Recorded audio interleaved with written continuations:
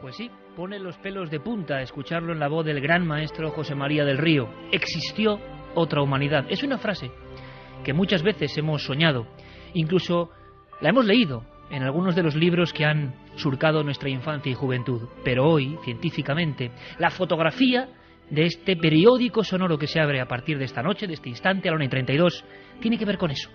Existió realmente otra humanidad. Que ese hueso, quizá en posición, dicen los expertos, fetal, dormitaba en una pequeña cueva remota. Lejos de los fríos datos de los arqueólogos, de los investigadores de la genómica, yo me he preguntado, ¿y cómo fue la última noche de esa niña de Denisova, de la caverna última casi del fin del mundo? ¿Con qué soñó esa niña de 7 años, antes de su último despertar? ¿A quién amaba esa niña de 7 años? ¿Quiénes eran sus padres? ¿Vivió o vio a los seres humanos? ¿La acabamos marginando como el resto de su familia para acabar con ellos, tal y como indican las pruebas científicas? En definitiva, mucho más allá de lo que pueden decir los microscopios, ¿qué podemos saber de esa pequeña persona de 7 años, una niña de piel oscura, cabello castaño y ojos marrones, que seguro que quizá jugaba con aquellos pequeños instrumentos que hoy no sabemos identificar, pero que quizá fueron sus primeros juguetes, compañeros de piedra en aquella cueva del fin del mundo? ¿Qué pasó con ella y quizá con otras especies que ahora empiezan a salir a la luz? La última noticia me la daba el gran profesor, el doctor Manuel Martín Loeches. Esta misma semana, en los territorios vastísimos de China, han encontrado, quizá, fragmentos, aseguran, también de otra especie que no es ni humana ni neandertal.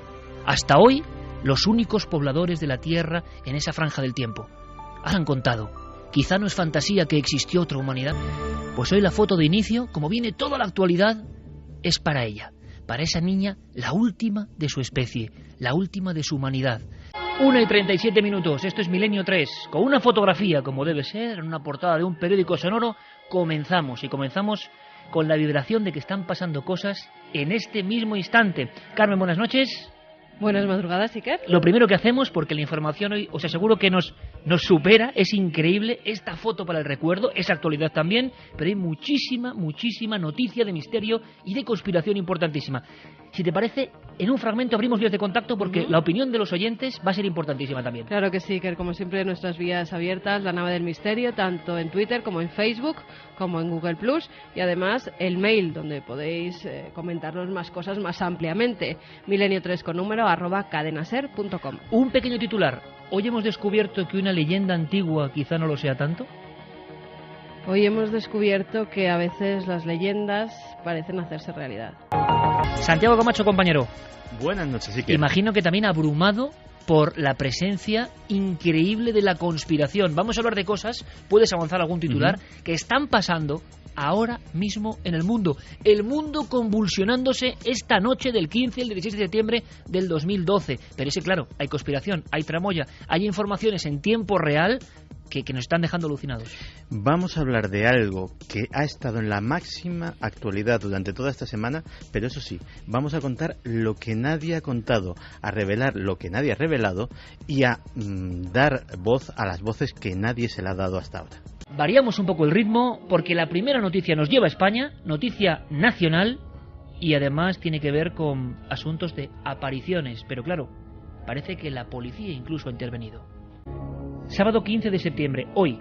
Las noticias no pueden ser más frescas. Al parecer la escena sería la siguiente. Una empleada de limpieza, pero que es el final de un largo eslabón de años, llama a la policía local de Jaén para que se persone, porque en plena madrugada han visto esa figura.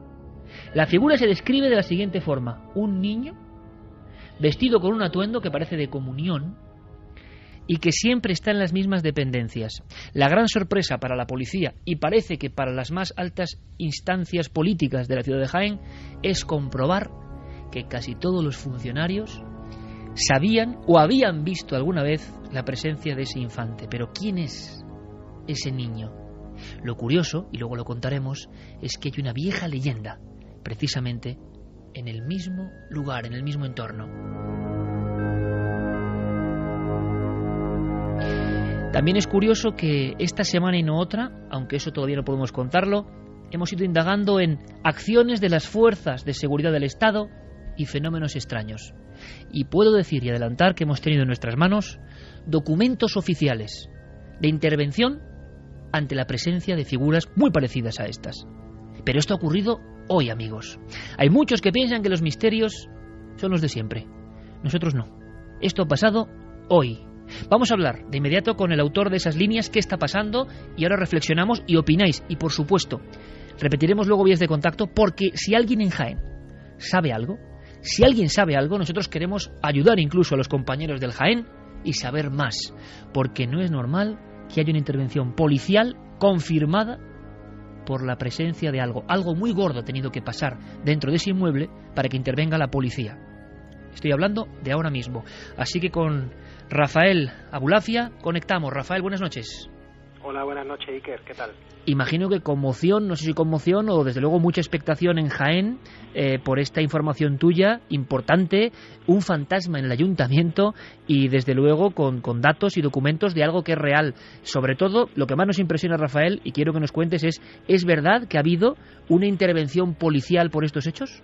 Efectivamente, bien dices, desde finales del mes de agosto se lleva hablando en el ayuntamiento de esta intervención policial con motivo de la supuesta aparición de un fantasma.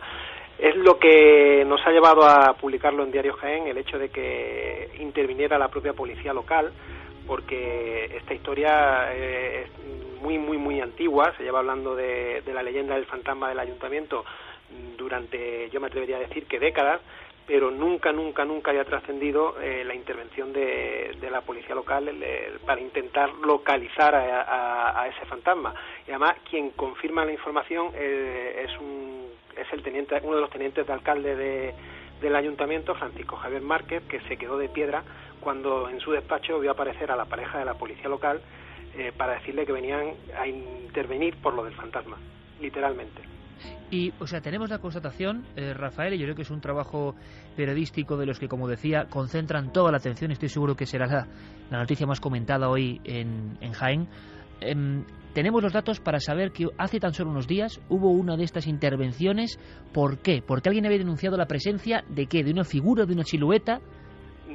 Al parecer, según me comentó el concejal, que en ese momento estaba de alcalde en funciones de la ciudad, fue una limpiadora la que aseguró que prácticamente a diario veía la silueta de un niño vestido con un traje de primera comunión, que no era la primera vez que lo había visto, y que también compañeras suyas limpiadoras y otros trabajadores del ayuntamiento pues lo habían observado en alguna que otra ocasión paseando por las dependencias contrarias a donde está la alcaldía.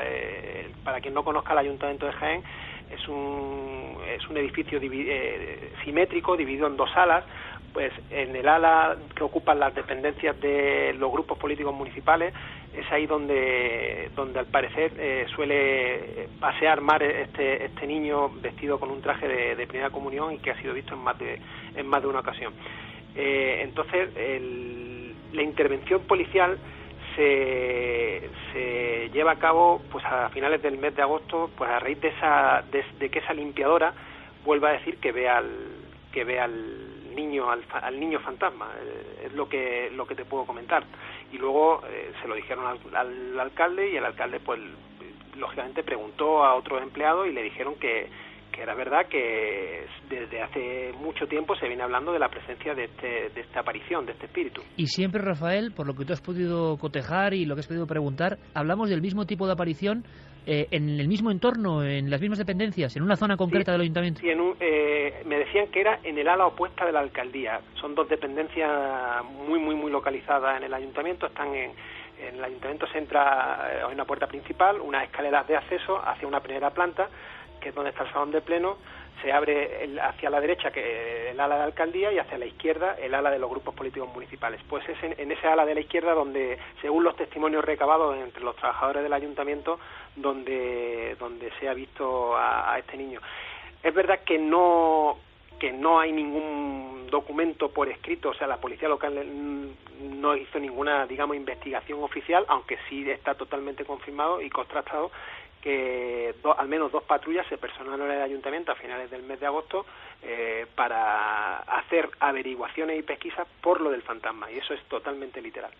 Lo evidente, Rafael, es que el teniente de alcalde hizo su propia pesquisa, al margen de la policía, digámoslo así, preguntando a diferentes funcionarios si habían observado esa figura y se sorprendió por el resultado. Sí, sé que él literalmente me dijo que se había quedado de piedra cuando la policía local, porque él no había escuchado nunca esta historia, es un político recién llegado al ayuntamiento, su profesión es la abogacía y es la primera oportunidad, la primera incursión en el mundo de la política, y se ve que no había escuchado nunca la historia. Por eso, cuando vio aparecer a la policía local y los agentes le comentaron que venían por lo del fantasma y que habían sido requeridos por la limpiadora del edificio, es cuando él empieza a hacer sus propias averiguaciones, a hablar con otros empleados municipales, y es cuando estos empleados más antiguos en la casa le confirman que efectivamente no es la primera vez que algún empleado ha dicho ver a este niño por las dependencias municipales, por algún pasillo. Lo curioso de todo esto es el hecho de esa intervención policial.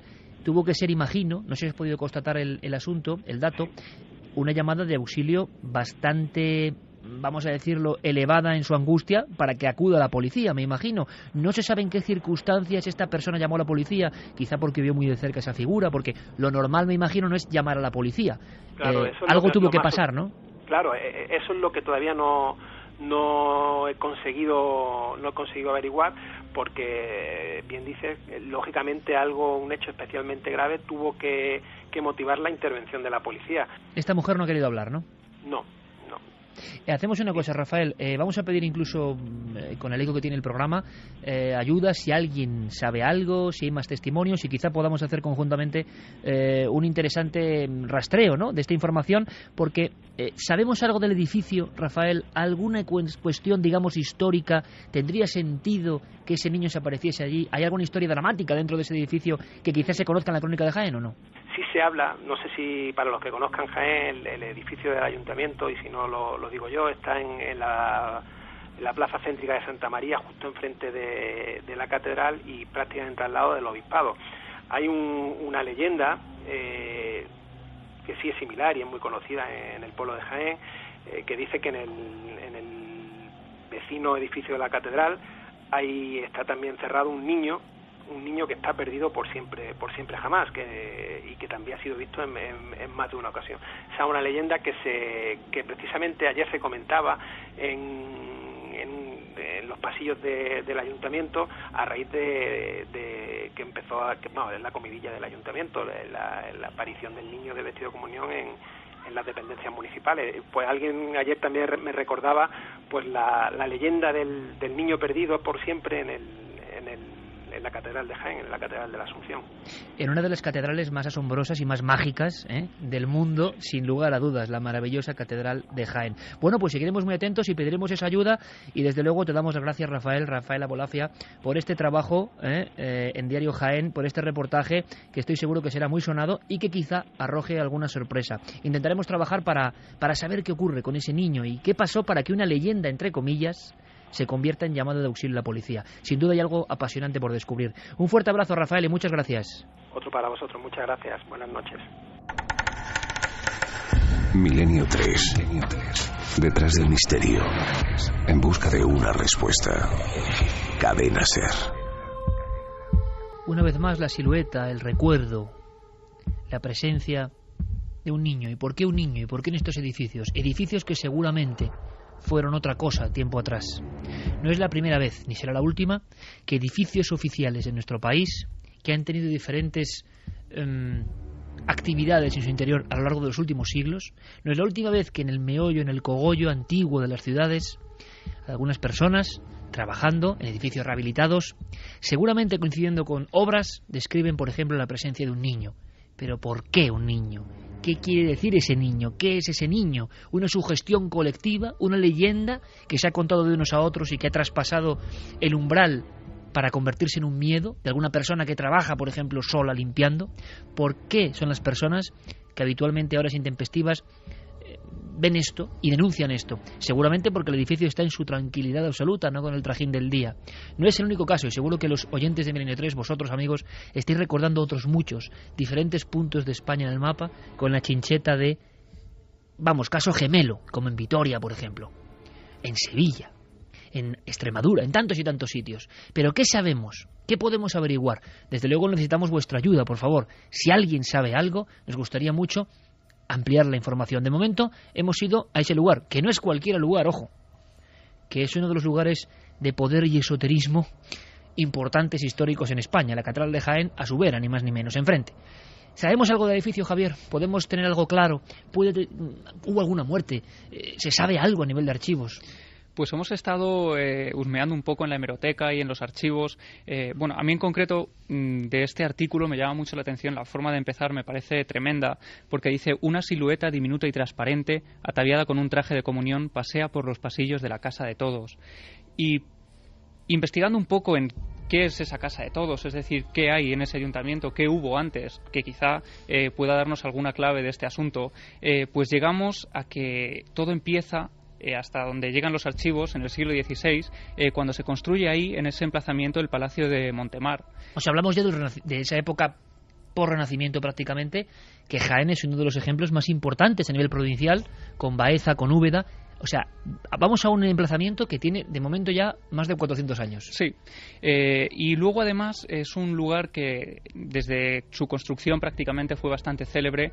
Tenía, por ejemplo, el balcón de Pilatos, que era bastante importante en la ciudad y era muy reconocido dentro de esa estructura del palacete, y formaba parte de las antiguas casas capitulares de la zona.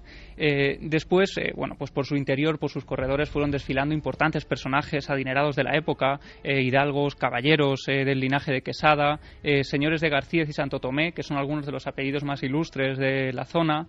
En el siglo XVI y XVII, además, sus dueños fueron los Ponce de León.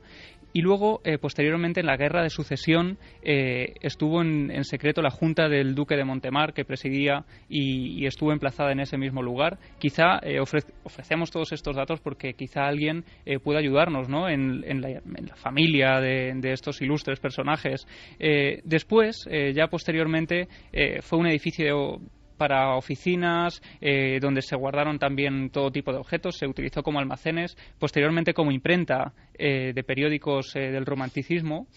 Y finalmente, a finales del siglo XIX, el edificio se tira por completo para construir lo que es hoy el ayuntamiento. O sea que en su vida, digamos, en su cronología como edificio, tampoco parece que haya habido muchas cuestiones, reyertas, sangres, algo que identifique siempre en lo dramático una aparición posterior, ¿no? No, pero bueno, sí que es cierto que han vivido varias familias. Nosotros hemos estado investigando un poco, pues si esas familias tenían algún hijo o alguien que hubiera fallecido en el lugar. No hemos encontrado ningún dato que corrobore pues todo esto, pero sí que te comentaré que en los sitios donde ha habido reformas, como tú decías, parece que hay un especial bullicio de todos estos fenómenos, y aquí este edificio a lo largo de su historia pues ha tenido mucho trajín y mucho movimiento. Sí. Se demolió por completo para construir lo que es hoy. Sí, y una vez que estaba ya construido, pues a finales de la década de los 40 se modifica, se hace una restauración importante en la fachada principal. Y luego, más recientemente, en el año 2010, se ha reformado el salón de sesiones y el techo de la escalera. Es decir, que ha seguido pues habiendo obras a lo largo de la historia, y quién sabe, ¿no? Pues por dar una teoría, es verdad que en otros casos en muchos casos ha ocurrido. Lo curioso es que los veteranos funcionarios, al parecer, hay que imaginar la escena, compañeros, que no es muy habitual, ¿verdad? El que interroga es el nuevo alcalde, teniente alcalde, o alcalde en funciones en ese momento. Interroga a los funcionarios después de la movida, entre comillas, con la policía. Que algo tiene que ver esa mujer para angustiarse de tal forma. Imaginemos las habladurías, las chanzas, las guasas. Uno a solas limpiando en un ayuntamiento, en un edificio. Como puede ver tanta gente ahora a la 1:57 que nos oye, y lo sé. Uno no llama a la policía a 2 patrullas porque sí, ¿eh? Llama porque debe estar muy asustado. ¿Qué ha pasado? Le han contado la historia del fantasma, se ha escondido alguien. Suena extraño, porque parece que todos los funcionarios en ese interrogatorio, vamos a decirlo así, confirman que vienen viendo esto hace décadas. Vale, antes de nuestra opinión, una cosa importante. Hemos encontrado algo y nos ha puesto la carne de gallina, un recuerdo, ¿verdad, Carmen? De investigando en Jaén tiempo A, sí. Alguien nos contó algo y nos dio incluso una historia de un niño muerto. Alguien de la catedral, además, trabajaba en la zona del archivo, si no recuerdo mal, y nos contó que precisamente en lo que es la catedral del Jaén, que ya de por sí tiene muchas leyendas, sobre los años 50, en una procesión de Viernes Santo, un niño estaba encaramado en una de las columnas, se cayó de esa columna, una caída mortal. Desde ese momento, al parecer, sobre todo por la zona de donde tienen los archivos, donde tienen los libros más valiosos de la Catedral de Jaén, se aparece un niño, y lo han visto muchas personas. O sea, estamos hablando del edificio de enfrente de donde ahora se llama la policía. Del ayuntamiento, exacto.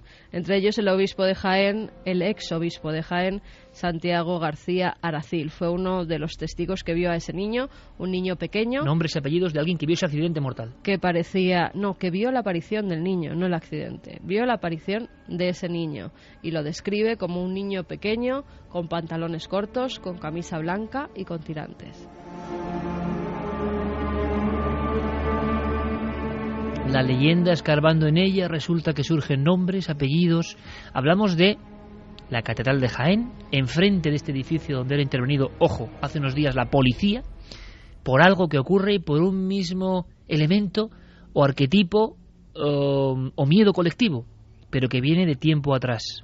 Vuestra opinión, compañeros, Santi y Javier. Desde luego, sabíamos de estos fenómenos, son más frecuentes de lo que parece, pero aquí alguien llama a la policía, se la juega en una ciudad, todo el mundo sabe lo que está pasando, y al parecer hoy en Jaén y mañana en Jaén esto hierve, vamos. Lo que se está escribiendo es una página más de una ciudad que está llena de historias de esta naturaleza. Hay leyendas de todo tipo en cada rincón de la ciudad, desde el lagarto de Jaén a las historias que rodean al Santo Rostro. En fin, Jaén es una ciudad en ese sentido muy particular. En especial en ese lugar de la catedral. Sí, pero es que además se da la circunstancia de que esta historia de los niños en el entorno de la catedral de Jaén ha adoptado muchas formas en el imaginario popular, ¿no?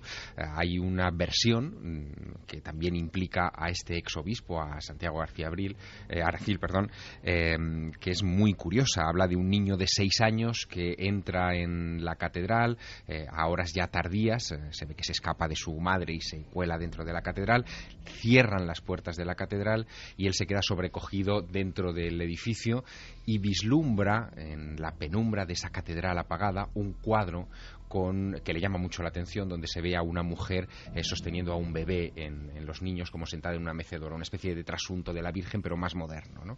El niño de repente comienza a escuchar el crujido de una mecedora detrás de él, se da la vuelta, no ve nada, se vuelve a fijar en el cuadro y el niño ha desaparecido del cuadro.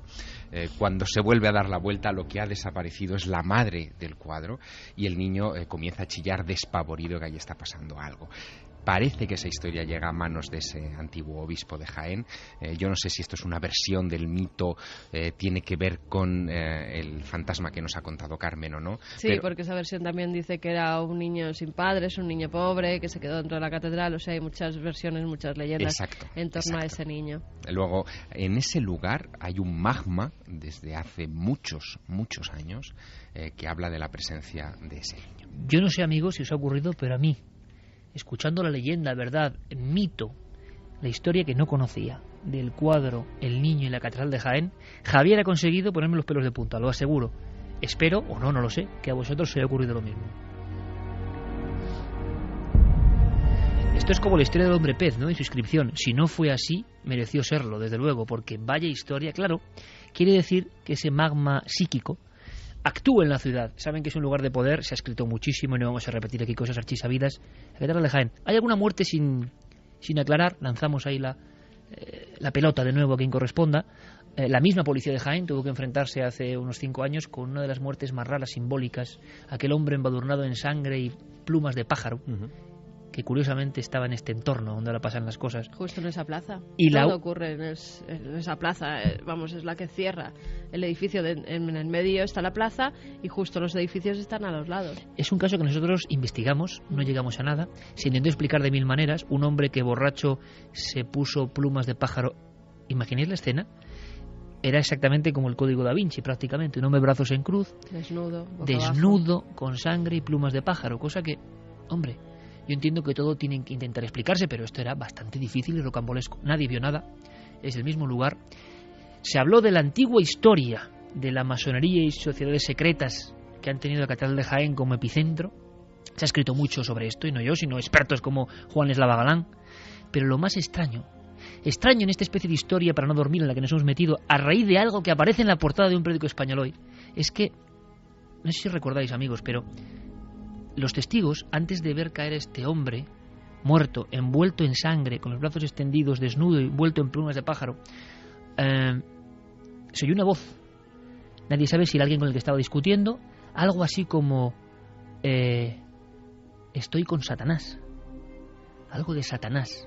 Fue lo único que escucharon las personas, los vecinos, escasos esas horas en esa plaza, y cayó el hombre en ese mismo entorno donde han pasado muchas cosas. Pero bueno, quizá no tengan absolutamente nada que ver, hay que decirlo. Ahora bien, la extensísima tradición de misterios de la Catedral de Jaén es como de las más esotéricas de España.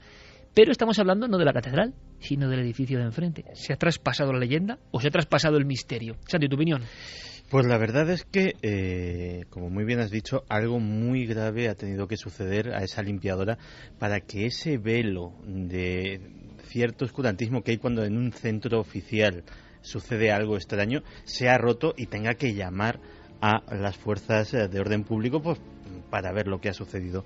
Fíjate que de todo esto puede ser anecdótico, pero a mí hay un detalle que me interesaría muchísimo saber y que no creo que hayamos conseguido recabar, que es qué se entiende por un traje de comunión, porque nos ayudaría mucho a datar el origen de esta presunta aparición.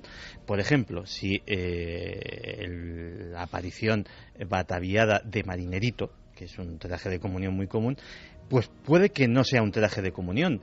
Durante el último tercio del siglo XIX y el primero del XX, vestir a los niños de marinerito era común, no era algo que se estuviese asociado a las primeras comuniones. Incluso vestirlos, esto es muy crudo, pero en las fotos post-mortem que se hacían en aquella época, como el mejor retrato, y que es muy crudo, y esto salió a la luz por la película Los Otros de Alejandro Amenábar, pero es que era verdad. La España de esa época se fotografiaba a los niños en el lecho de muerte con sus mejores galas, ¿no?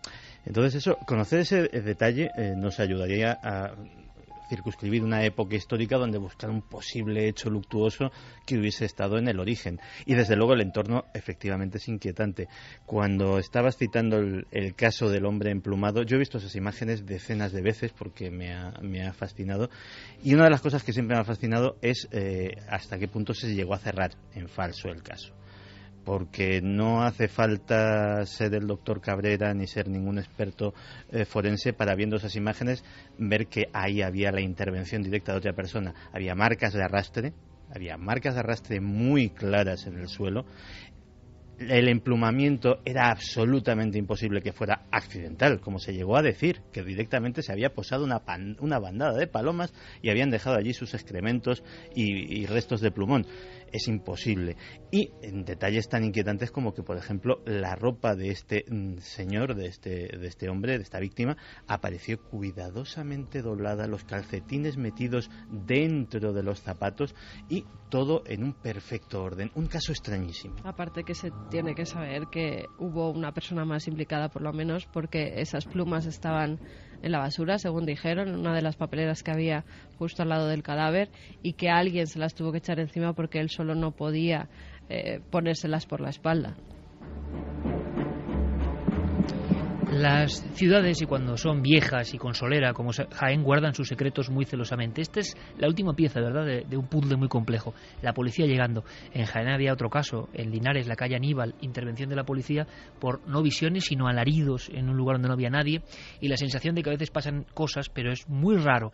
Y, bueno, casualidad o no, ha pasado justo en el mismo día de la emisión de este programa. Remarco ahora mismo con mi bolígrafo la portada del Jaén, sábado 15, la presencia de un supuesto fantasma asusta el ayuntamiento. No sé si sabremos algo más, si descubriremos algo más, pero es la muestra de que, a pesar del silencio general sobre estos asuntos, a pesar de que muchos quieran ver esto como cosas del pasado, temas recurrentes, esto sigue siendo actualidad, sigue apareciendo en las noticias, y nosotros, desde luego, vamos a informar de todo ello, porque el misterio con estos casos late, sigue vivo. ¿Por qué un niño? Un niño, desde luego, es el ejemplo más desgarrador, descorazonador. Tiene que tender todo esto a la tristeza más que al miedo. Cuando aparece un niño que quizá no haya vivido, o la imagen de un niño, pero sin duda también es la que más impresiona, la más contra natura. ¿Alguien sabe algo? Pues por el momento no. Silencio. Están opinando sobre las apariciones de los niños y de las obras y cuando pero nadie tiene datos. Nadie tiene datos sobre esa aparición. Hace también unos días salía a la luz otro caso de un niño fantasma, en este caso hasta tal punto que en una región de la República Dominicana, en Villatrina, la gente cuando empieza a anochecer ya no sale de sus casas por miedo a este niño fantasma. Estamos hablando también de ahora mismo. Estamos hablando de ahora mismo. En esa localidad, en Villatrina, ya son decenas los testigos que han visto una especie de niño que corretea, se le ve unos pocos segundos, incluso ha habido personas que han querido cogerle de la mano pensando que era un niño que estaba perdido y cuando han ido a hacerlo, ese pequeño ha desaparecido. Dicen que le han visto incluso volar o saltar, es un personaje como muy raro, unos le dicen que es un demonio, que es una aparición de un demonio que va allí porque les va a llevar un anuncio de alguna tragedia, de algo malo que va a pasar. Y muchos niños pequeños aseguran haber visto a ese personaje y tienen tanto miedo, tanto las madres como los niños, que cuando anochece se encierran en sus casas y ya no quieren salir. La policía ha ido a investigar ante las numerosas llamadas que se han producido de testigos y por el momento no se ha podido dilucidar qué o quién puede ser esta aparición fantasmal. Bueno, dejamos el caso ahí, Javier, nos ponemos a fondo y hacemos el llamamiento de que cualquier información verídica, con nombres, apellidos, va a ser interesante porque tú vas a recopilar toda la información. Sí, ahora mismo, desde luego, el llamamiento es vital para la investigación. Pues llamamos a la gente que trabaja incluso en el ayuntamiento, tenemos algunos contactos ya, desde luego la investigación está en marcha y cualquier dato que se nos pueda ofrecer ahora mismo pues puede ser investigado. Porque queremos saber quién es ese niño, si es que es un fenómeno extraño. Los casos siguen ocurriendo. Ahora vamos rápidamente con otra información. Giro radical. Está pasando también ahora mismo, es increíble, pero está pasando ahora mismo, aunque parece que todo empezó en una fecha muy concreta, 11 de septiembre de este año. Lo estáis viendo en las noticias. Quizá para muchos esto no sea misterio, pero creo que es uno de los mayores misterios. Hablamos de las conspiraciones, uno de los grandes cajones desastre más poderosos. Es impresionante, por ejemplo, cómo en algunos países del Islam, por ejemplo, está impregnando duro las teorías de conspiración. Vamos a hablar de todo eso. Es momento de adentrarse en esa historia no contada. Vamos a contar lo de casi nadie cuenta, valga la redundancia, de todas las revueltas que están ocurriendo ahora. Se habla de conspiraciones, se habla de financiaciones curiosas, se habla de servicios secretos, se habla de una especie de plan premeditado. Y al revés, tenemos que salir de dudas en este fragmento de nuestro dossier especial, de nuestra revista hecha de palabras. Así que vamos con lo que está pasando en la historia, que será historia dentro de unos años y que estamos viviendo ahora.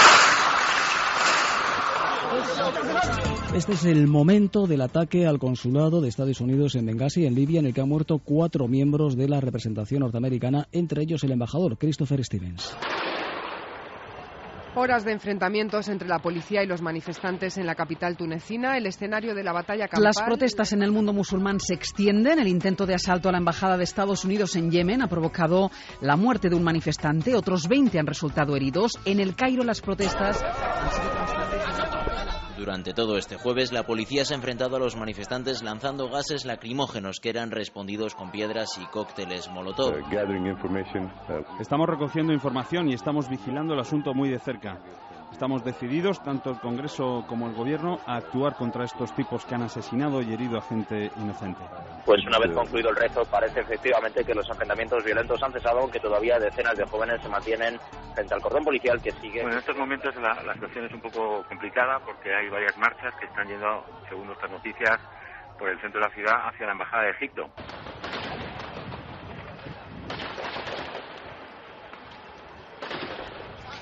Por desgracia, sonidos de tiros, de tiroteos, de muerte, de turbas arrollando las embajadas, de enfrentamientos, y de una forma secuenciada, increciendo.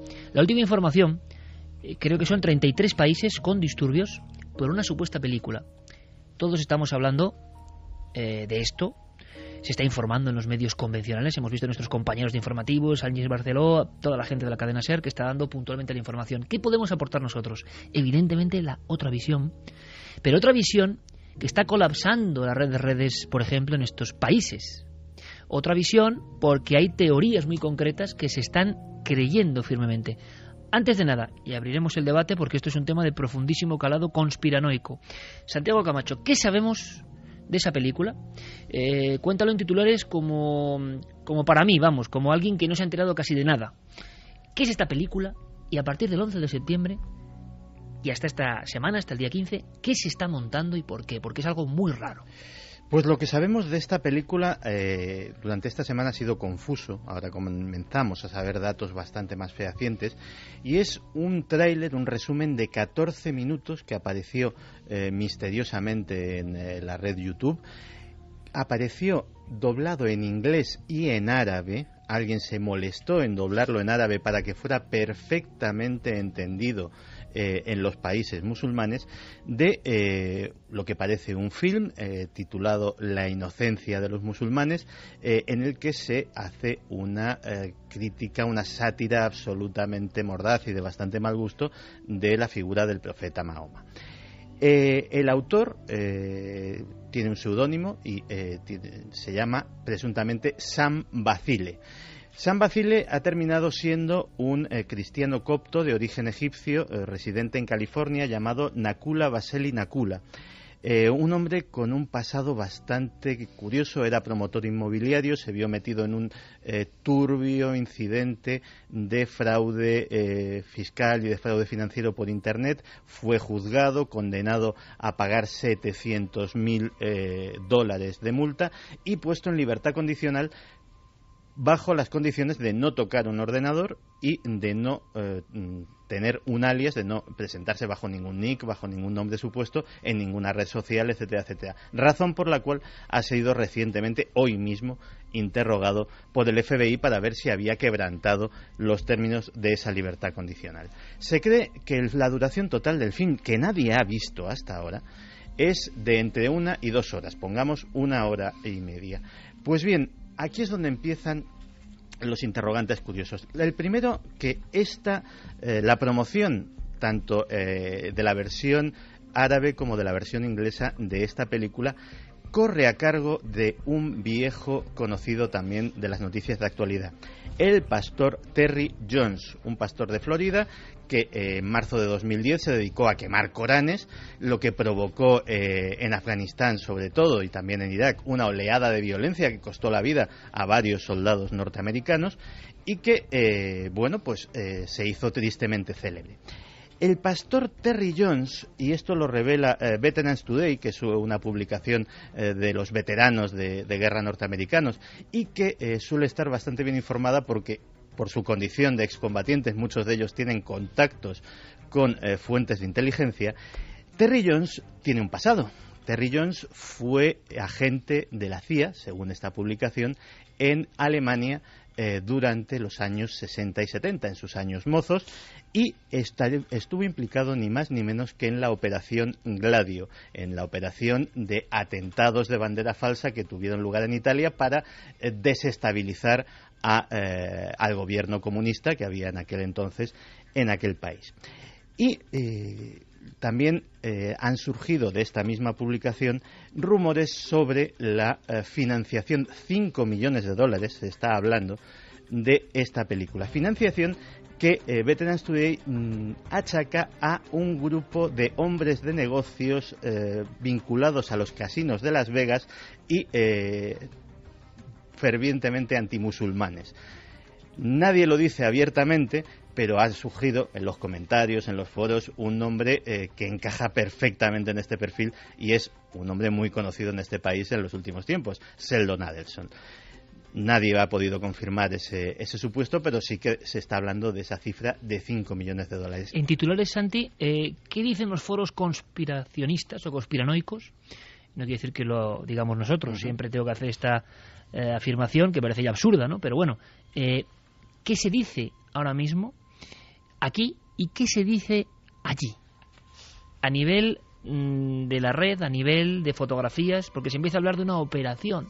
En un bando y en otro, de alguna forma, si podemos hablar así, se habla de una operación orquestada, no de algo que ha surgido porque sí, ¿no? Sí, hay tanto a un lado y a otro del Atlántico se está hablando mucho de lo que sería una operación de bandera falsa, de que es una provocación abierta para o bien enrabietar a los elementos más radicales del islamismo de estos países, a su vez para provocar una reacción norteamericana o para justificar una reacción norteamericana o un apoyo a Israel en futuras acciones, pongamos, contra Irán, o directamente pues a este lado del Atlántico. Los medios musulmanes, muchos lo tienen muchísimo más claro y creen que directamente lo que está haciendo Al-Qaeda o los grupos salafistas cercanos a esa órbita es directamente agarrarse a cualquier clavo ardiendo, por pequeño que sea, para montar disturbios y hacer gala de su poder. Lo que está claro es que la película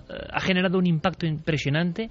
Miles y miles, cientos de miles de personas con disturbios y una sensación casi como que había pasado ya, pero de cresta, de enfrentamientos importante, y la sensación, Javier, de que un simple vídeo, 14 minutos en YouTube, colgados ahí de una forma un poco extraña, pueden provocar todo esto, que no deja de ser una nueva forma también de guerra psicológica, ¿no?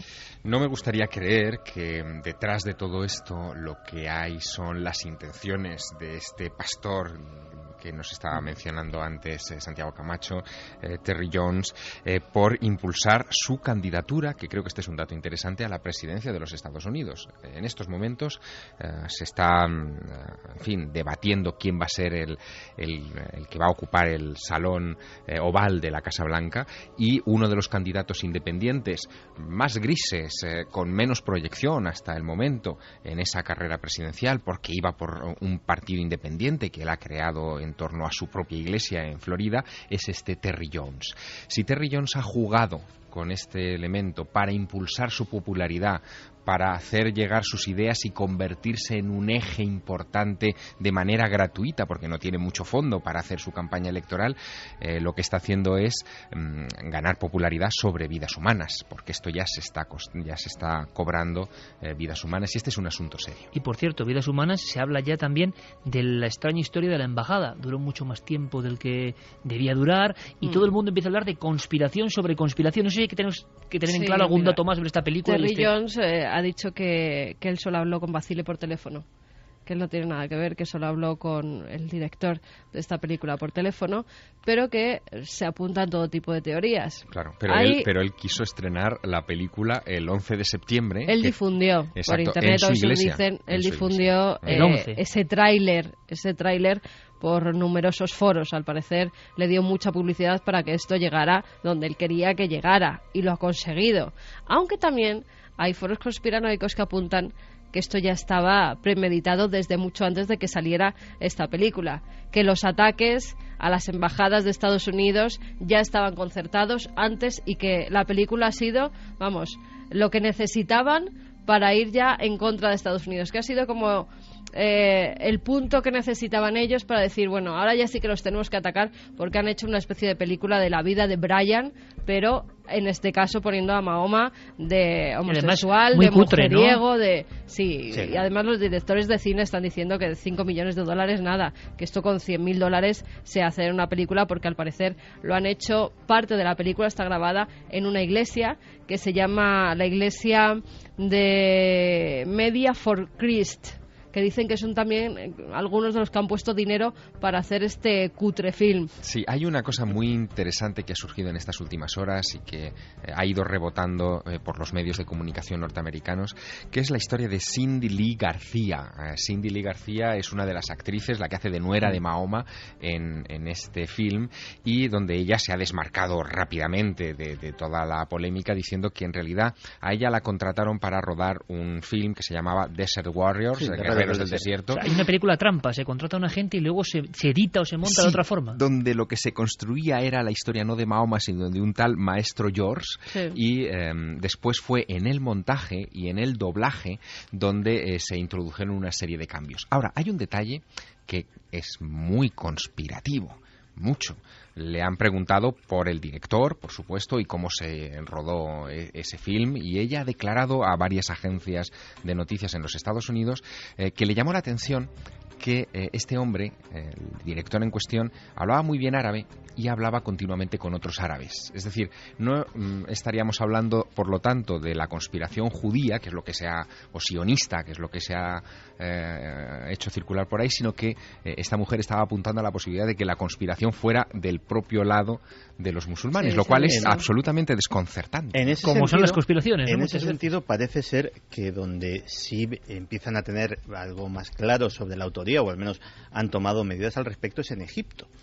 El fiscal general del Estado ha dado orden de busca y captura de 10 ciudadanos egipcios por este tema, residentes todos ellos en el extranjero, todos ellos cristianos coptos, de tal manera que si vuelven a poner los pies en un aeropuerto en territorio egipcio, serán inmediatamente detenidos. Esos 10 nombres que no han trascendido, se sabe que son 2 clérigos coptos y 8 personas laicas, serían para el fiscal general del Estado egipcio los responsables de este director misterioso, así entre comillas, es copto también. Sí. Y claro, los coptos es que tienen una vida un poco difícil en Egipto, también hay que decirlo, les queman las iglesias y les apalean cada 2 por 3. Ha hecho algunas declaraciones al Wall Street Journal, por ejemplo, Sam Basile, el seudónimo de este director de cine, diciendo que el Islam es un cáncer, que lo que ha hecho es un film político y no religioso. Pero vamos, que sí que es... Es perfectamente consciente de lo que iba a ocurrir, ¿no? Totalmente. Hay que recordar, y aquí hemos hablado, la historia aquella de las viñetas, hicimos un programa sobre misterios del Islam, y algunas de las representaciones de Mahoma, gráficas, poquísimas, porque claro, es una religión, una creencia iconoclasta. Quien hace esto no lo hace como una broma. Lo que iba a cosechar no iban a ser risas. Se sabía perfectamente por qué se hacía. Claro, hay un detalle, de todas maneras, que es también muy desconcertante en toda esta historia. Cuando hemos investigado el momento en el que se colocó este tráiler de 14 minutos en YouTube, hemos visto que estas imágenes están en la red desde el mes de julio. ¿Por qué estalla todo el asunto el 11 de septiembre?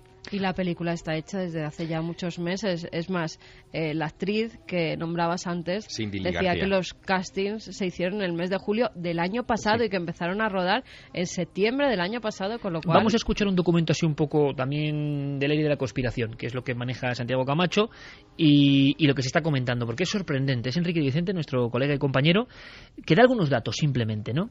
Y que, claro, ahora lo dejan pensativo. Lo escuchamos, una valoración, adelante. Me gustaría equivocarme y deseo profundamente equivocarme, pero a mí todo esto me huele a un plan coordinado. Mira, no sé si parte de ese plan será la película que no sabemos siquiera si existe, porque solamente se han visto algunas imágenes que hay en internet y que es realmente desdichada, mal hecha, infame y que merece todas las reprobaciones. Afortunadamente ya han detenido al supuesto autor de la película, con lo cual para mí está descartada la hipótesis que algunos plantearon, que detrás de todo esto, que estalló el 11 de septiembre, no lo olvidemos, cuando se cumplía 11 años del 11 de septiembre, que detrás de todo esto había comentaristas que decían que podía estar la mano de la CIA. En ese sentido, creo yo, descartado. Pero claro, había otros que decían que podía estar el Mossad. Si esto corresponde a un plan, la cosa me huele mal. Ahora, yo confío en equivocarme. Bueno, esperemos esa equivocación de nuestro amigo Enrique de Vicente. Has podido hablar con Isabel Pisano, que acaba de entrevistar precisamente a otro de los personajes fundamentales en todo este mundo de la conspiración, el presidente de Irán. Sí, Isabel Pisano ha tenido la ocasión de entrevistar en 2 ocasiones a Mahmoud Ahmadinejad en Irán, y además en circunstancias muy singulares. En la primera ocasión ella grabó una larga entrevista en vídeo con el primer ministro iraní, pero esa entrevista le fue confiscada por otras autoridades en el país, no pudo sacarla, ha vuelto al país, le ha vuelto a entrevistar y ha podido llevarse las cintas de la primera conversación y las de la segunda. Acaba de llegar, acaba de aterrizar en nuestro país y evidentemente ella se ha sentido muy sorprendida por las noticias. Fue autora de un libro, uno de los primeros libros sobre el 11S en clave conspirativa, que se tituló La sospecha, y por supuesto sigue todos estos asuntos, en fin, muy de cerca, y valora así esta situación.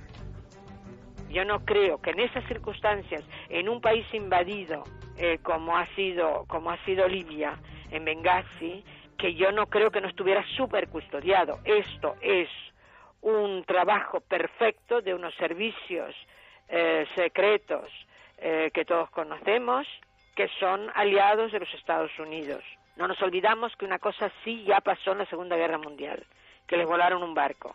No nos olvidemos que el asalto a la bahía de Tonkin fue falso. No nos olvidemos que todo lo que dicen es mentira. O sea, los árabes, esto es una provocación directa al mundo islámico.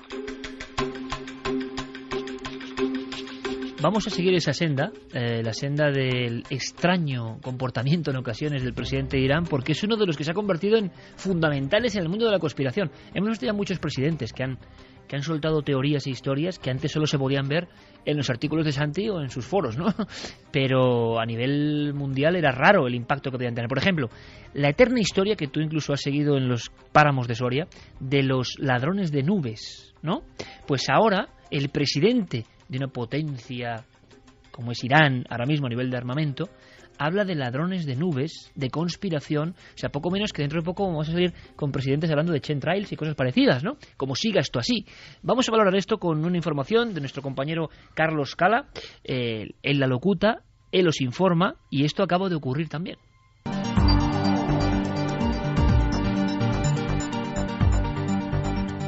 A Irán le roban las nubes, al menos eso ha denunciado esta semana el presidente del país, Mahmoud Ahmadinejad, a través de varias páginas web y del servicio persa de noticias de la BBC. Su denuncia parece que se dirige contra Estados Unidos e Israel, ya que, según el mandatario, sus enemigos dispondrían de una tecnología capaz de hacer nubes, exponiendo a toda la región a una devastadora sequía. Los enemigos destruyen las nubes que van hacia nuestro país, pero Irán ganará esta guerra, ha declarado Ahmadinejad. Lo curioso es que estas sospechas del presidente no son algo aislado. En lugares como China o incluso en España se han dado denuncias similares contra ladrones de nubes. Pues el asunto de ladrones de nubes, Santiago, Javier, era un poco, ¿verdad?, de forteano, o sea, de cosas absolutamente increíbles. Ahora presidentes hablan de eso y de una especie de guerra en la sombra. Sí, desde mi punto de vista, la historia de los ladrones de nubes en realidad arranca en los páramos de Soria, como tú muy bien decías. No podía ser en otro lugar. No podía ser en otro lugar, donde, oye, el tema parece broma, pero en el año 95 el juzgado de instrucción número 2 de Soria instruyó un sumario de 7.000 folios. 7.000 folios sobre los ladrones de nubes. Exacto, con denuncias de 80 pueblos del norte de la provincia de Soria diciendo que avionetas fantasma, sin identificación, cada vez que aparecía una nube en la zona del Moncayo, entraban en esa nube, la deshacían y les privaban de lluvias y por lo tanto generaban una crisis ecológica en esa zona importante. Yo estoy seguro que amigos y amigas esta noche tienen que escribirnos porque ese tema de ladrones de nubes en diferentes lugares del campo español es que ha sido un clásico, claro. Además, allá donde vamos, allá que nos hablan de chemtrails, ¿eh? Sí, y bueno, eso sería la versión 2, ¿no? Esa es la versión la nube tóxica, exacto, de alguna forma, sí. Y otros los que se llevan la nube. De todas formas, Ahmadinejad puede no estar tan errado, ni muchísimo menos. El domingo pasado, el Sunday Times publicaba una información en la cual el titular era bastante impactante. Decía que Israel estaba en condiciones de mandar a la edad de piedra de una sola atacada a Irán en caso de una guerra. Pero mandarlo a la edad de piedra, ¿cómo? Pues a través de las armas de pulso electromagnético que ya habrían desarrollado los científicos israelíes y que podrían detonar en la atmósfera de Irán y directamente bloquear, destruir todo su equipamiento eléctrico y efectivamente mandarlos de repente, de un segundo para otro. ¿A la prehistoria? Sí, a la prehistoria, porque ni coches, ni tendidos eléctricos, ni ordenadores, ni absolutamente nada que tenga el más mínimo circuito eléctrico se salvaría de este ataque de pulso electromagnético. Santiago, esto pone los pelos de punta porque las armas de pulso electromagnético se pueden describir de otra manera mucho más comprensible y es detonar un artefacto nuclear en la atmósfera. Así es como está en todos los protocolos de las armas atómicas descrito el asunto del pulso electromagnético. Claro, un poco que vio la mujer de Lot también en la antigüedad, ¿no? Sí, exactamente. Una especie de explosión de origen desconocido. Solo que hasta ahora nadie se ha atrevido a pulsar el botón nuclear. Llevamos muchos años de Guerra Fría, parece que la superamos, pero en estos momentos hay que considerar y hay que recordar que hay muchos países con la bomba atómica. Tenemos allá Pakistán, por ejemplo, que posee armas nucleares, tenemos Israel, que posee armas nucleares. Si cualquiera de estos países, o Estados Unidos o Rusia, por supuesto, detonaran una bomba nuclear en la alta atmósfera, las consecuencias de un pulso electromagnético no solo dejarían a oscuras a Irán, sino probablemente a muchos países del entorno, incluido el propio Israel. Es decir, es muy difícil controlar un pulso electromagnético. Estaban hablando de algo menos radical, es decir, de no utilizar armamento nuclear, sino directamente el prototipo lo desarrollaron hace muchos años los norteamericanos y supongo que ya estará bastante más desarrollado. Se trata básicamente de una gigantesca, o más que gigantesca, muy potente bobina de Tesla impulsada por un explosivo convencional. De tal manera que efectivamente se generan voltajes gigantescos durante una fracción de segundo, pero absolutamente suficientes para destruir ese equipamiento. Vamos a saber algo más de, Santi, si me permites, de ese presidente tan extraño para el mundo de la conspiración, que ha soltado esto de una especie de guerra secreta que se está manteniendo y que parece propio de los libros de fantasciencia de los años 70. Guerra secreta, guerra al margen de todo lo conocido, donde por ejemplo hay ladrones de nubes y armamento que ni imaginamos. Enrique de Vicente nos hacía ese perfil rápido de este hombre que está pues en el epicentro de todas las noticias y precisamente en este instante con esa especie de manipulación o no de fondo y esas revueltas que estamos viendo en tiempo real. Ahmadinejad no es un dirigente al uso. Es un hombre que desde muy joven tiene unas convenciones revolucionarias islámicas muy profundas. Se llegó a decir incluso que participó como revolucionario Basayi en la toma de rehenes en la embajada en el año 1979 y ha tenido una carrera política paralela a su fe religiosa en el momento mesiánico que vive el mundo y que vive Irán, muy, muy importante. Entre otras cosas ha sido, siendo un hombre del pueblo, de familia humilde, ha llegado a ser, y con una formación académica técnica, ha llegado a ser alcalde de Teherán y aprovechó su mandato para construir una gran avenida desde la estación de tren, que es la avenida del Mahdi, es decir, la avenida del Mesías, por la que el Mesías que esperan los musulmanes chiíes, como es la mayoría del país de Irán, cuya cercanía, cuya llegada está próxima. Ciudadanos de las tinieblas.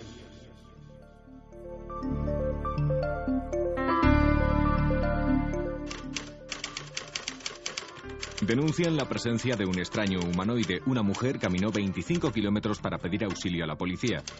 Un ser de aspecto humanoide causa el pánico en Rivadavia. Los habitantes coinciden al decir que se trata de una especie de mono gigante de olor fétido. Aseguran que un ucumar dejó sin habla a un pescador. La víctima, un técnico farmacéutico, está desconocido, quebrado, extraviado y lloroso.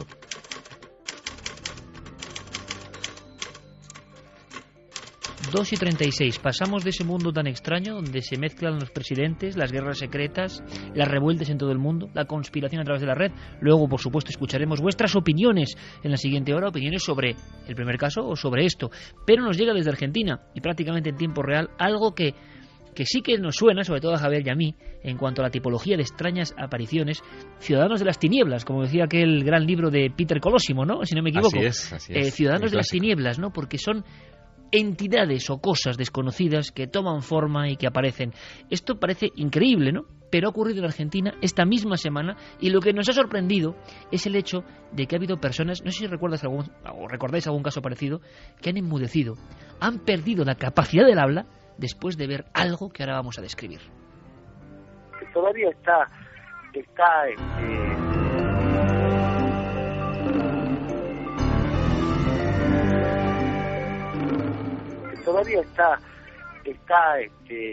digamos, enferma, no se recuperó, no ha recuperado el habla, todavía está, no puede articular bien, digamos. Unas palabras como balbuceantes son las del periodista que está llevando este asunto y que también parecía absolutamente compungido. No puede articular palabra.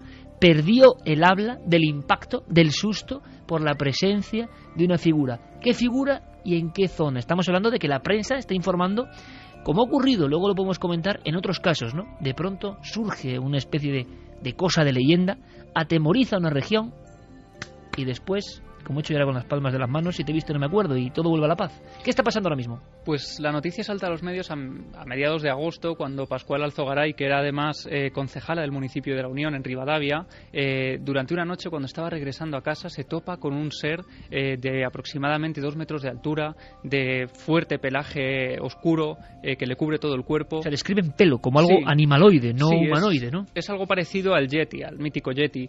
Además, todos los que lo describen, todos los que se han topado con él hasta la fecha, más de 33 personas, aseguran que desprende un olor fétido. Algunos dicen que un olor semejante a suela de zapato quemada.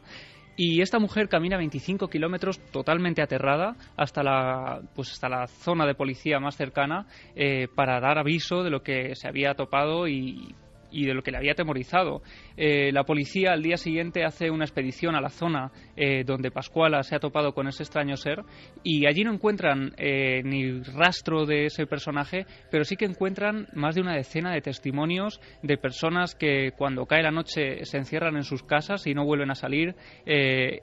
Algunos incluso hacen alusión a que sus animales se encuentran especialmente nerviosos. Sale, por ejemplo, el testimonio de María y Marta Costa, que trabajando en la casa de su patrón escuchan un fuerte sonido que procede de la granja cercana, y cuando salen al exterior pensando que es el patrón que ha llegado ya, se topan con esa figura, con ese ser de 2 metros que desde la lejanía se limita a mirarlas, y en un momento determinado él casi huye despavorido, es decir, que parece que muestra cierto miedo ante la presencia de las personas. Diferentes testimonios. Yo no sé si recordáis algún caso en la casuística de alguien que haya sufrido tal impresión que haya perdido el habla. Yo ahora mismo no recuerdo, así a bote pronto, algún suceso. Sí, de gente que ha estado en cama, gente que ha enfermado, gente que prácticamente ha muerto después de nuestras apariciones. Y el concepto Ciudadanos de las Tinieblas le pega que ni pintado, porque estamos recordando el caso de la barriada coruñesa de Penamoa, una figura muy parecida. Año lo que 87, si no recuerdo mal. Que estamos viendo casi algo como un animal. Se habló de un gorila, un mono escapado de un circo. Contra el que se disparó. Incluso. Se llegó a disparar, exactamente. Y hay otros casos parecidos en esa zona de Argentina. Ha habido algunos casos similares, pero es como una leyenda que surge, que se convierte en realidad, que asusta por algún motivo, y tipo Mothman, ¿no? Sí, pero no solamente en Argentina. En Estados Unidos, lógicamente, se ve eclipsado por su primo de muchísimo más tamaño, que es el Bigfoot. Pero los nativos americanos, de varias tribus y de varios estados, tienen la leyenda del Pahuachi. El Pahuachi, fíjate, la pequeña estatura, el pelaje, la fetidez de su presencia, todo eso coincide perfectamente con esta leyenda que está separada miles y miles de kilómetros, pues al norte del continente americano. Y curiosamente estos pahuachis, incluso ya te digo que procedentes las leyendas de tribus que no han tenido contacto históricamente entre ellas y que son de ramas raciales muy distintas, muchos de ellos coinciden en que suelen llevar un orbe de luz entre las manos con el que de alguna manera asustan e incluso, quién sabe, pueden llegar a enmudecer a aquellos que los ven. Actualmente, en estos días, no se ha atrapado a la figura, no se sabe absolutamente nada de ella, no se ha dejado huellas, están los testimonios, el susto, pero ni nada más.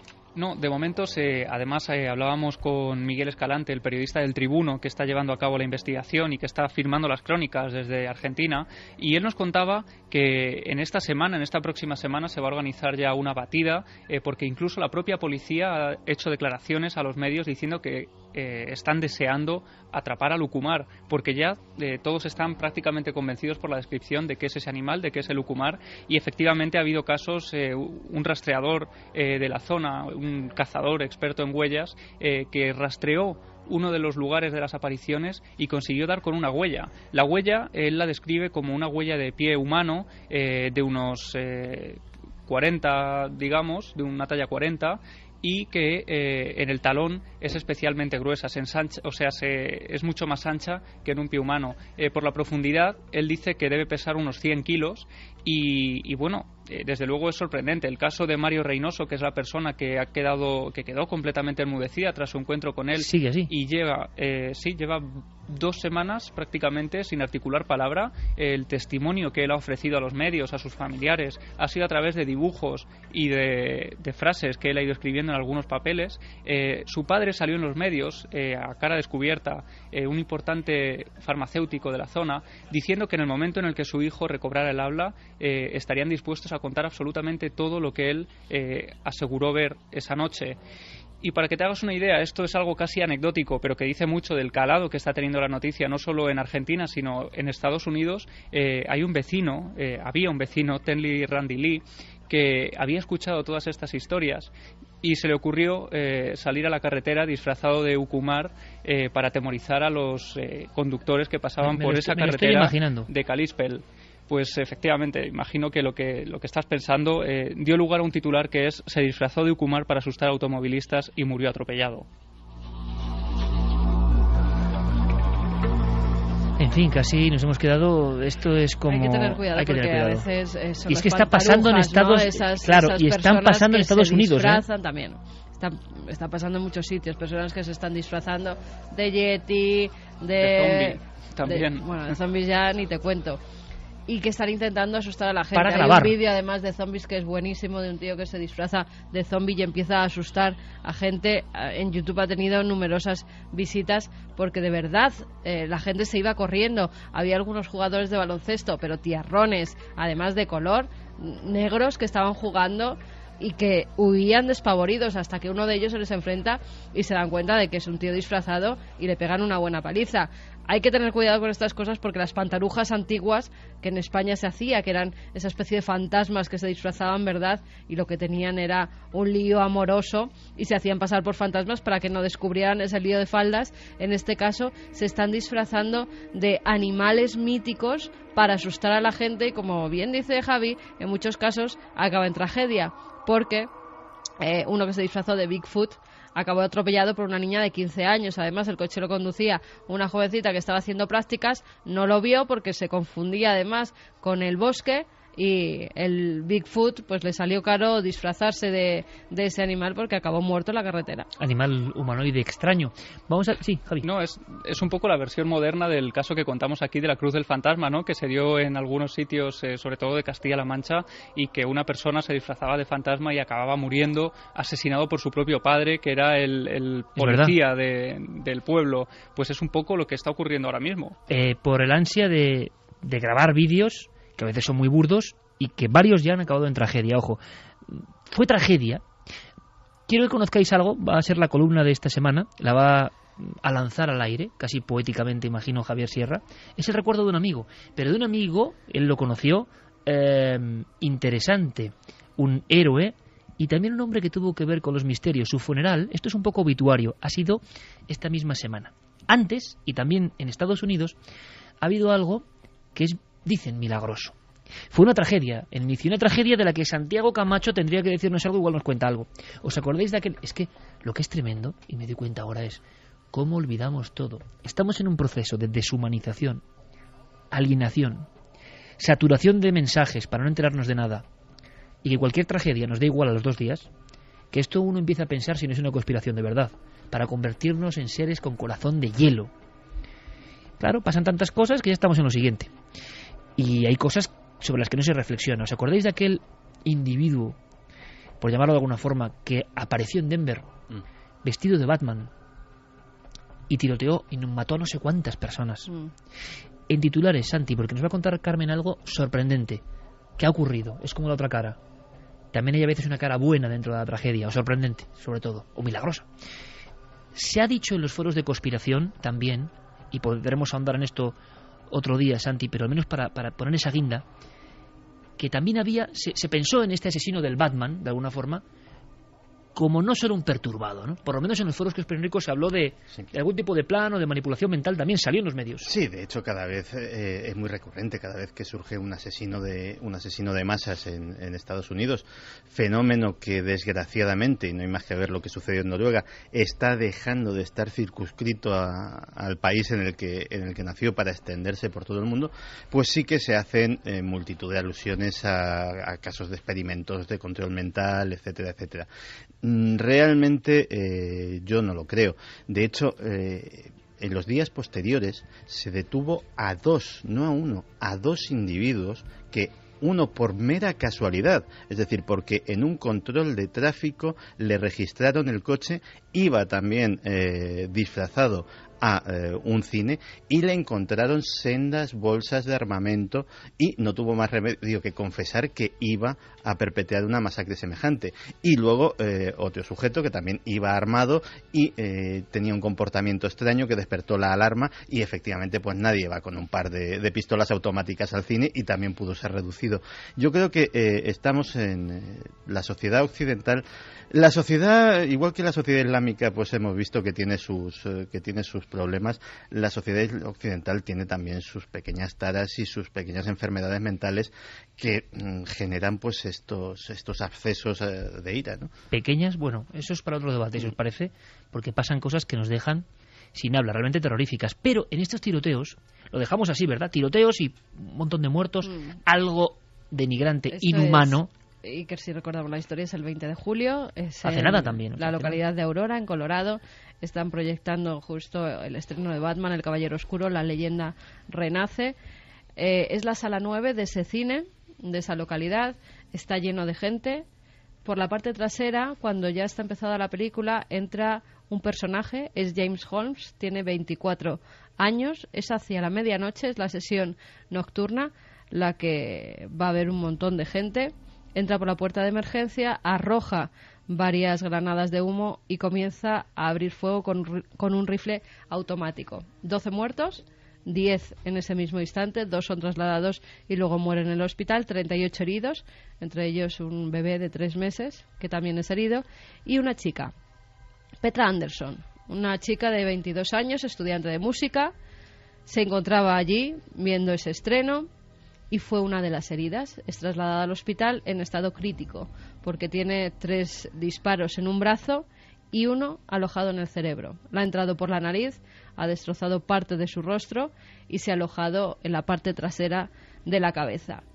Cuando llega al hospital es intervenida durante 5 horas. Los médicos ya anuncian a los familiares que es muy difícil que sobreviva porque, claro, una bala atravesando el cerebro, imagínate lo que puede hacer. Puede tocar todo tipo de nervios y cualquiera de esos 1 milímetro más a un lado o a otro puede acabar con su vida en cualquier instante o por lo menos dejarla tetrapléjica, parapléjica, ciega, de todo.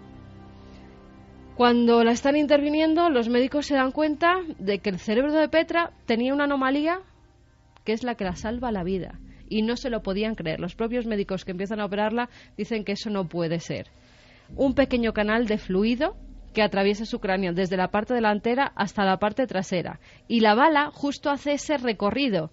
Ni 1 milímetro a la derecha ni 1 milímetro a la izquierda. Justo por ese canal que muy poca gente tiene, casi nadie. Es muy raro. Brad Strait es un pastor de la iglesia presbiteriana donde iba esta chica, donde también van sus padres. Era una mujer religiosa. Sí, era una mujer que, bueno, acudía a misa normalmente con su madre, que estaba enferma de cáncer, tenía un cáncer de mama, y entonces pues la familia estaba bastante unida precisamente también por la enfermedad de la madre.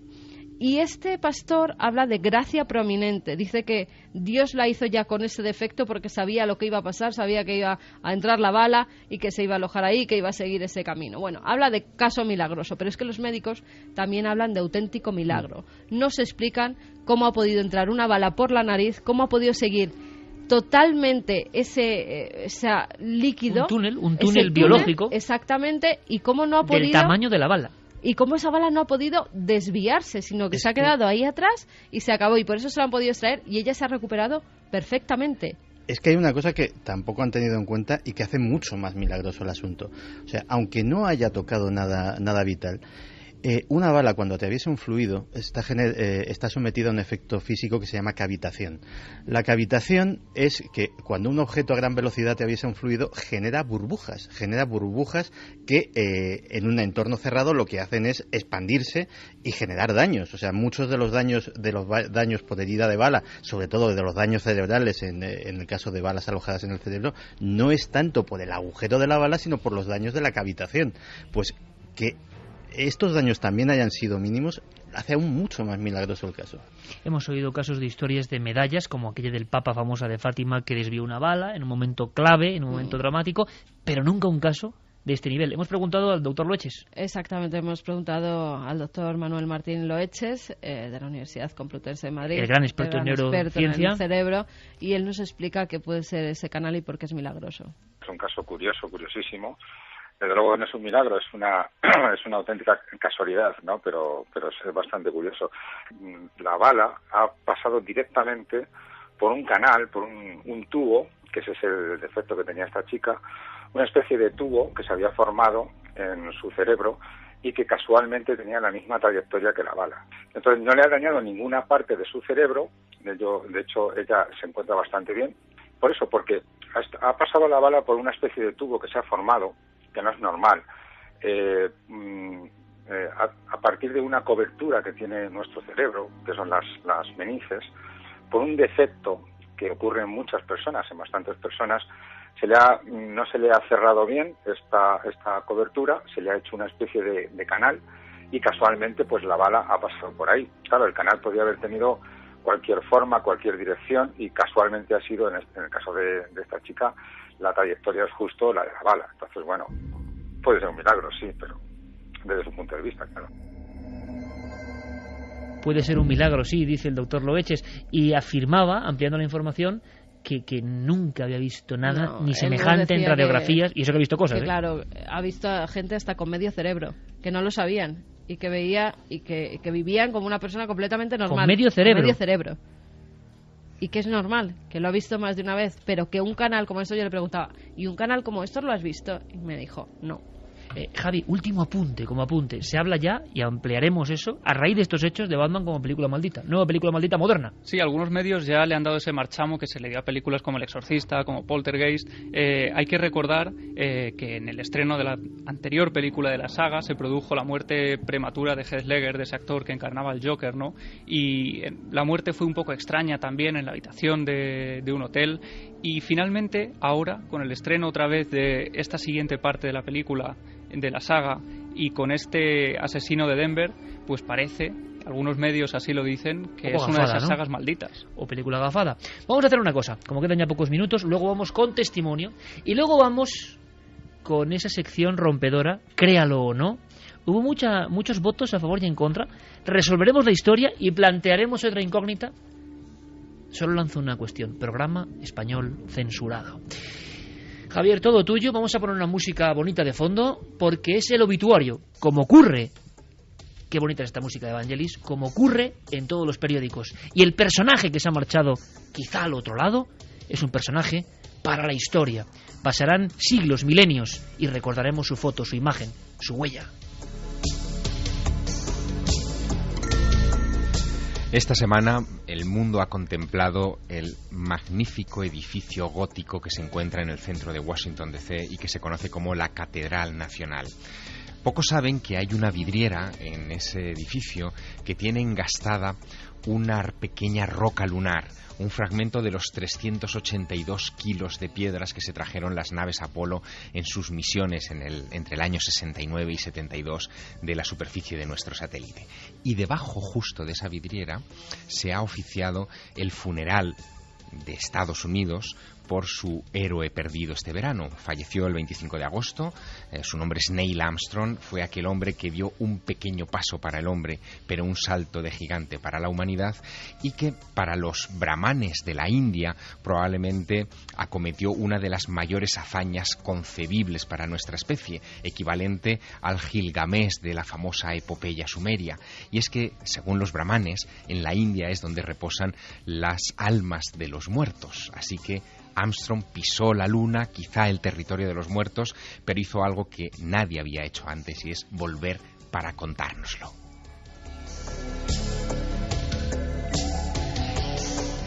El 21 de julio de 1969, el nombre de Neil Armstrong se hizo inmortal. Él no era militar, sin embargo había participado en la guerra de Corea, fue piloto militar, pero después no hizo carrera dentro del ejército de los Estados Unidos y fue seleccionado para ese momento. Pero fue un tipo curioso, huidizo, apenas concedió entrevistas a lo largo de su vida y siempre fue muy, muy humilde. En cualquier ocasión que le preguntaban por su hazaña, él decía que el mérito no era en absoluto suyo, sino de las 400.000 personas que trabajaron en el proyecto Apolo para lanzar aquel Saturno V, un cohete que no ha sido imitado todavía a fecha de hoy, y poner ese hombre en la superficie de la Luna. Ese hombre humilde ha decidido, por voluntad propia, por testamentaría, que su cuerpo no repose para admiración de sus contemporáneos y de las generaciones futuras en el Cementerio Nacional de Arlington, al otro lado del río, detrás de la zona de poder de Washington DC. No vamos a poder ir ahí a venerarlo. Él ha decidido, porque está dentro de la potestad de los héroes de guerra americanos, ser lanzado al fondo del mar. Y qué curioso, Iker, que lo que le hizo inmortal fue descender en otro mar, en el mar de la tranquilidad, en ese cráter de la cara visible de la Luna, donde aquella noche de julio de 1969 contuvimos la respiración. Y qué curioso, Iker, que se nos ha ido en un mes de agosto donde hubo 2 lunas llenas. Son casualidades, son coincidencias, quién sabe, pero desde mi punto de vista son la firma indeleble de un hombre que para siempre va a permanecer en nuestra memoria. Pues qué magnífica forma de terminar este primer dossier, este periódico, con un obituario y con otra firma maestra, la de Javier Sierra, recordándonos a ese hombre inmortal. Este desde luego es inmortal, pasará mucho tiempo, pero el recuerdo de ese salto para la humanidad, ese sueño de siglos, quedará ahí. Javier, Santiago, como siempre, que es un honor y un placer. Hasta la próxima semana, compañeros. Hasta la próxima. Hasta pronto. Lo haremos habitualmente, columnas, opinión, obituario, fotografía, pero ahora los compañeros con toda la información de lo que está pasando en el mundo y después nosotros con un montón de cosas.